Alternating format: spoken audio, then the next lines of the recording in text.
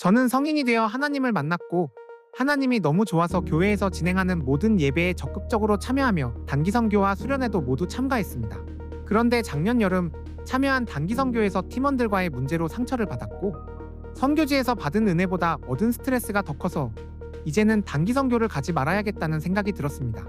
그런데 막상 단기 선교 시즌인 여름이 다가오니 마음이 흔들립니다. 더 이상 상처받기 싫어서 단기 선교를 가고 싶지 않은 마음과 그동안 받았던 은혜들이 생각나며 그래도 가야 하지 않을까라는 마음이 충돌합니다. 이런 상황에서 저는 단기 선교를 가야 할까요? 아니면 올해는 쉬어도 괜찮을까요? 가야 될까 아니면은 이번에는 안 가도 될까 라고 물어보신 거를 먼저 답변부터 드리자면 안 가셔도 괜찮다고 생각합니다. 왜냐면 사람이 매년 아울리치를 꼭 가야 되는 거는 아니지 않습니까? 매년 사람이 단기 선교에 참여해야만 그 선교적인 삶을 사는 것은 아니니까요. 그렇지만 이 마음만 남겨두시면 됩니다. 비록 내가 상처를 받았고 비록 내가 이번에는 가지 않기로 했지만 그럼에도 불구하고 선교나 아울리치는 귀한 것이다 라는 생각만 남아있다면 저는 좋다고 생각합니다.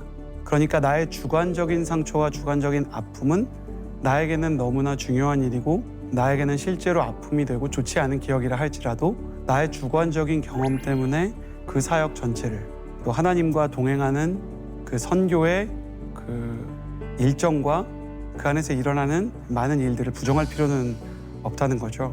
나눠서 이렇게 생각하시면 좋겠습니다. 내가 상처가 되고 힘들면 안 가도 좋은데 그럼에도 불구하고 아울리치와 선교 사역은 귀한 것이다. 이미 복음을 전하고 계신 선교사님이 선교지에 계시는데 아웃리치를 가야 하는 이유는 무엇인가요? 그리고 아웃리치가 선교 현장에 실제로 도움이 될까요? 되게 좋은 질문이에요. 일단 아울리치의 기원이 되는 성경적인 근거를 얘기하고 시작을 합시다. 누가복음 10장 1절에 예수님이 계실 때 처음으로 제자들에게 단기 아울리치를 보내시는 장면이 나와요. 그러면서 아울리치를 왜 보내야 했는지에 대한 지점이 나오는데 예수님께서 친히 가고자 하셨던 마을과 지역들이 있었어요. 그런데 예수님의 공생애는 일반적으로 이제 3년 정도로 신학자들이 추정을 하거든요.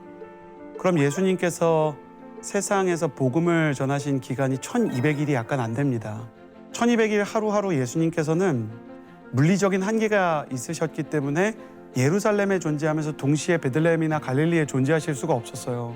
그래서 제자들 12를 비롯해서 또 다른 70명의 제자를 세우셔서 이 사람들을 둘씩 짝을 지어서 예수님이 가고자 하는 만나고 싶었던 사람들에게 다 보내서 단기 복음 전파 사역을 하게 한 것이 아울리치 사역의 시초예요. 그래서 아울리치 사역은 예수님이 가고자 하는 곳에 내가 짧은 시간 가서 짧은 시간이지만 전할 수 있는 복음과 마음을 전하고 돌아오는 사역이다. 성경에 근거가 있고 실제 70인의 제자들도 선교사로 평생 산 게 아니라 빨리 돌아왔다는 점에서 단기 선교가 무용하다고 성경적으로 말할 수 없고요. 제가 요즘에 조금 가슴이 아픈 거는 목회자나 신학생 혹은 신학자들 중에 아울리치 무용론을 얘기하시는 목사님이나 신학생, 신학자들이 조금 유튜브나 미디어 플랫폼에 나오시는 거를 좀 보게 돼요.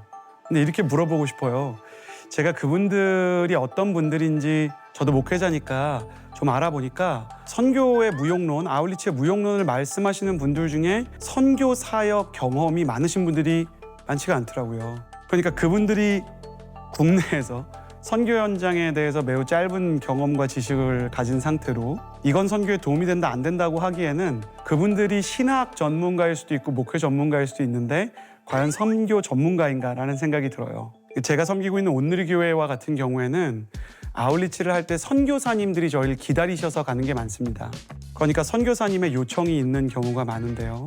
선교사님들이 도움이 된다고 말하고 감동이 된다고 말하고 찾아오는 것으로 인해 선교사님들의 선교 사역에 영적 동력, 정서적인 회복이 찾아온다 그러면 이 나라에 앉아서 평론을 하는 목회자나 신학생들의 이야기를 들어야 될까요? 아니면 선교 현장에서 평생을 잇는 분들의 얘기를 들어야 될까요? 제가 만난 선교사님들은 아울리치가 힘이 된다고 얘기하시는 분들이 많기 때문에 일부 아울리치의 어떤 우려점들을 얘기하는 건 좋지만 전체 아울리치에 대해서 그건 무용하다, 자기 만족에 불과하다라고 얘기하는 분을 여러분이 만난다면 그분이 선교에 대해서 얼마나 알고 있는지를 보고 그분의 선교적인 권위를 한번 의심해봐라. 성경적으로 예수님께서 아울리치를 보내셨고 실제적으로 선교사님들이 지금도 아울리치가 도움이 된다고 말한다면 예수님의 말씀에 따라 선교사님들의 요청에 따라 아울리치를 가는 것이 도움이 된다고 믿는 것이 합당하다고 생각합니다. 아울리치를 가기로 결단한 사람들은 어떤 마음으로 가면 될까요? 이렇게 말씀드려서 조금 놀라실 수도 있겠는데 은혜 받으려고 가지 마라. 아울리치의 본질은 복음을 전하고 예수님이 만나고 싶은 사람들에게 사랑을 전하러 가는 겁니다. 아울리치를 해외로 가는 수련회처럼 생각하고 내가 무언가 은혜를 받기 위해서 가면 내가 정서적으로든 영적으로든 관계적으로든 은혜를 받지 못하거나 다른 사람들에게 격려와 사랑을 받지 못하면 시험이 될 수 있단 말이에요. 목표가 그거기 때문에. 근데 아울리치는 은혜를 받으러 간다기보다는 쓰임을 받으러 가는 것 같아요. 근데 내가 은혜 받을 것을 기대하지 않았어요. 복음을 잘 전하고 한 영혼이라도 더 사랑하고 오는 것을 목표로 한다 그러면 은혜가 없어도 내가 최선을 다해서 복음을 전하고 쓰임 받는 데 목적을 두겠죠. 저는 그 경우 하나님께서 주시는 은혜가 따라올 수 있다고 생각합니다. 그러면 내가 은혜를 기대하지도 않았는데 은혜를 받기 때문에 은혜가 간헐적으로 주어진다고 하더라도 감사할 수 있어요. 근데 매 순간 은혜를 받아야 하고 모든 사람에게 인정과 격려 혹은 공감이나 교감을 느껴야 된다고 생각을 하면 그게 주어지지 않을 때 그게 내 권리라고 생각하고 목표라고 생각했기 때문에 아울리치가 틀어지게 돼 있는 거예요. 저는 교회에서 어떤 일을 할 때 그 일을 왜 하는지에 대해서 그 오리진과 루트, 그 뿌리와 기원을 생각하는 게 되게 중요하다고 생각해요.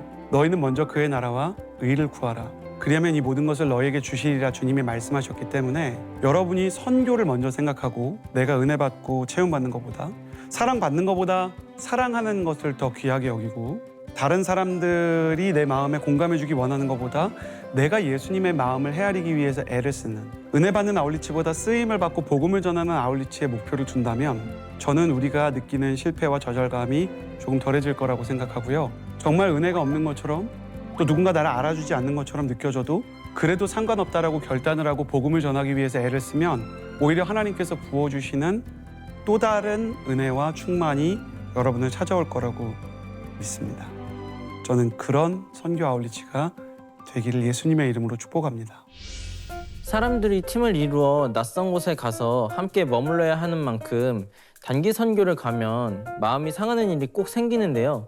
머리로는 사람과 상황을 보지 않고 하나님을 바라봐야 한다는 것을 알지만 실천하기는 쉽지 않습니다.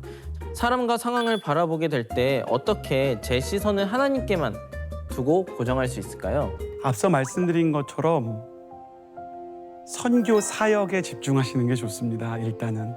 두 번째는 존경할 만한 선교사님을 만나는 경험이 꼭 있었으면 좋겠어요.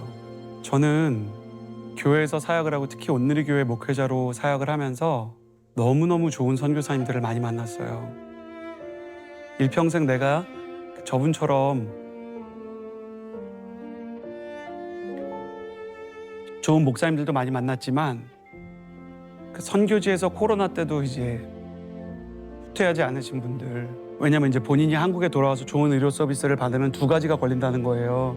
다시 들어가는 게 어려워질까 봐, 또 여기 있는 선교지의 양들은 나랑 똑같은 의료 서비스를 받을 수 없으니까 미안하다고 얘기하셨던 분들, 자녀들의 교육 문제가 마음대로 되지 않고 몸이 아픈데도 불구하고 심지어는 막 아프리카 국가에서 내전이 터졌는데도 복음을 전하기 위해서 들어오지 않으신 선교사님들이 계세요.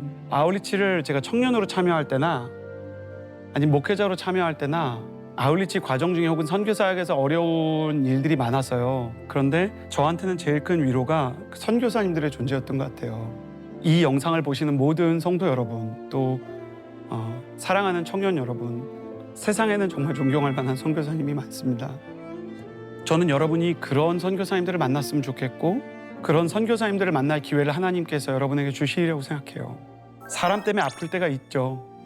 저도 이제 아플 때가 있었고 또 제가 청년 때는 더 연약했기 때문에 사람의 말 한마디, 표정 하나, 그 사람이 나를 대하는 태도, 시켰던 일들에 의해서 저 자신이 되게 연약해지는 경험도 했는데, 하나님은 당신이 연약하게 내버려 두실 분도 아니고 사랑이 사랑으로 잊혀지듯이 사역하면서 상처를 받았을 때, 선교하면서 상처를 받았을 때 선교지에서 받은 상처는 좋은 선교사님을 통해서 극복될 수 있다고 생각해요.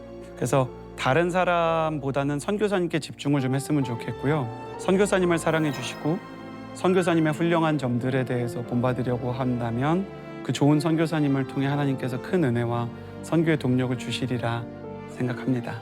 사랑하는 선교사님 한 분, 잊을 수 없는 선교지 한 지역을 마음에 품고 살아가는 이 시대의 크리스천들이 되었으면 좋겠습니다. 교회 안에서 보면 아직까지 단기 선교를 다녀온 사람보다 안 다녀온 사람이 더 많은 것 같습니다.